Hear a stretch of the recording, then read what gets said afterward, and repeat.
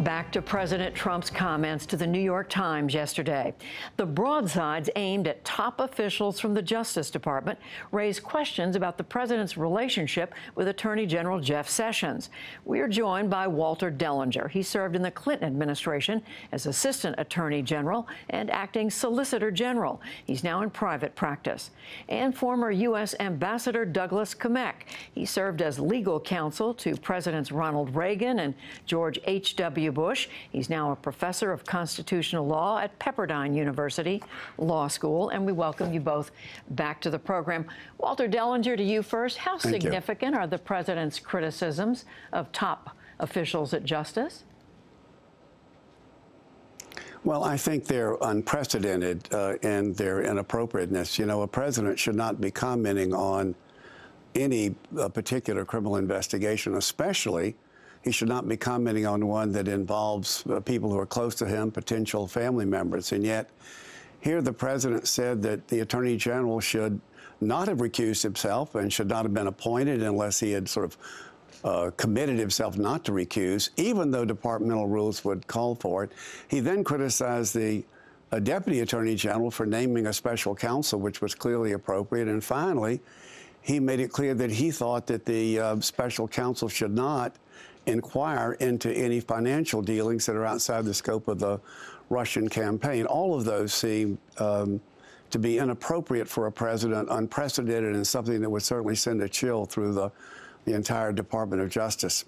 Douglas Kamek, inappropriate and likely to send a chill through the department? I think everything Walter said is true. We know two things as a result of that interview. One, that he has a very intelligent and beautiful granddaughter who he's very proud of.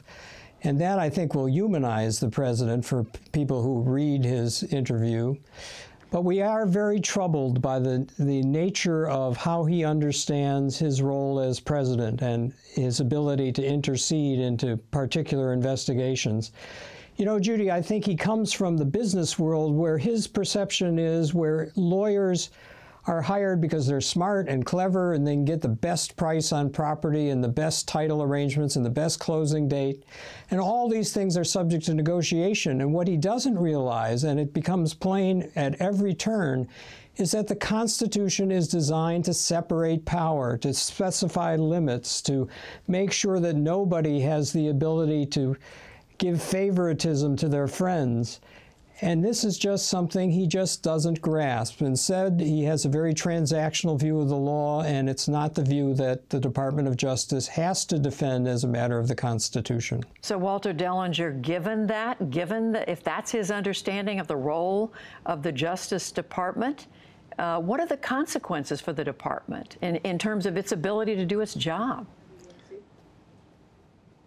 Well, I think outside the area of the Russia investigation, the department will go forward. I think the president's reputation has suffered enough that his criticism of Attorney General Sessions is likely only to enhance the Attorney General's standing with, within the department. I think that in terms of this particular investigation, it will proceed. Robert Mueller, we have to remember, is like Jim Comey, a lifelong Republican. 12 years as head of the FBI under two presidents of two different political parties. Robert Mueller is known to law enforcement throughout the United States and held in the highest possible regard, so that, and I certainly agree with everything Doug Kamek said, if the president were to make a move to try to break through the department and dismiss Robert Mueller, I think the organized bar would find it incumbent upon itself to take whatever actions they could in response to that. Well, Doug Kamek, at this point, the president is saying he's not going to do that, but he also seemed to send a shot across the bow in saying that if it turns out that Mr. Mueller is looking into his own financial dealings, any financial dealings with Russia, which it may be the case, that he would give it another thought. So what does that mean for Mr. Mueller and his ability to go forward? Well, I don't think Mr. Mueller will be intimidated whatsoever. As Walter said, he is a straight shooter, and he's being very careful and very quiet as he gathers his information, as he should. The concern I have is that the president, if he thinks that it's only a very narrow question of whether there was a contact with Russia, that is just simply not plausible, because the real concern is that the president somehow has gotten himself into a difficult position with a foreign country, where a foreign country has some information, perhaps this reputable memo that talks about terrible practices that the president allegedly was involved in, perhaps something else. To the extent that there is some undue influence of a foreign nation on his decision-making, it strikes every aspect of his job, foreign policy and domestic policy, and that's just simply not going to be accepted. And so what is going to be the answer if he objects? I think the answer will be a referral to the House of Representatives for removal. For removal of? You know, the president, if I could just... If I could of the president. I think Doug was saying a referral for impeachment proceedings, yes. But, you know, that every step he's taking are further elements of what might well be an obstruction of justice against the president. The very idea that he would be trying to direct the special counsel not to inquire into certain areas involving the president's own finances, even though the president has a free speech right to do that and could exercise the power of his presidency. If he does so for a corrupt motive, those could certainly be elements of an obstruction of justice. I think that's right. But the one thing we have to worry about is, or that the president actually might have helped himself in an ironic sort of way in the interview, is how profoundly he misunderstands the law.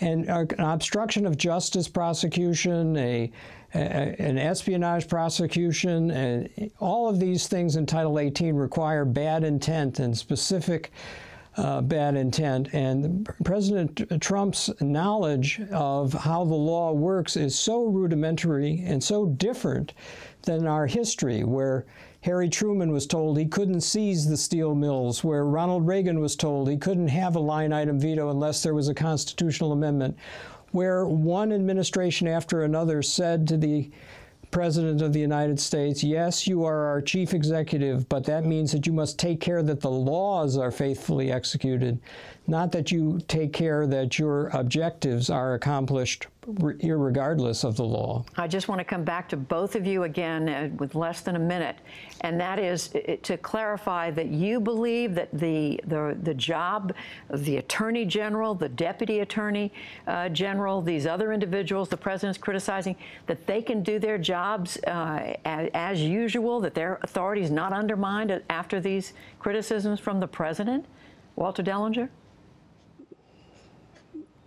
You know, Judy, I don't, because I don't think people take criticisms by Donald Trump the way they would criticism of any other president. I don't think that affects the Attorney General's standing within the department. I agree. And I also think that, as Walter said, Jeff Sessions, to the extent that he's putting his nose down to the grindstone and getting down to work and accomplishing the vast number of other tasks that the department handles, will be admired by those people in the Justice Department as it should. I think Jeff Sessions made a very important decision. Doug, you know, I think he shouldn't. Go ahead and finish your thought. I was thinking, Doug, I think he should not resign. I think he should not resign, because that's exactly what the president wants him to do, so he can install some non-recused loyalist in the department. Exactly right. And Jeff Sessions, however awkward it will be to continue his service, is doing a service to maintain the institution of the Department of Justice, and that is what's important. Douglas Kamek, Walter Dellinger, we thank you both.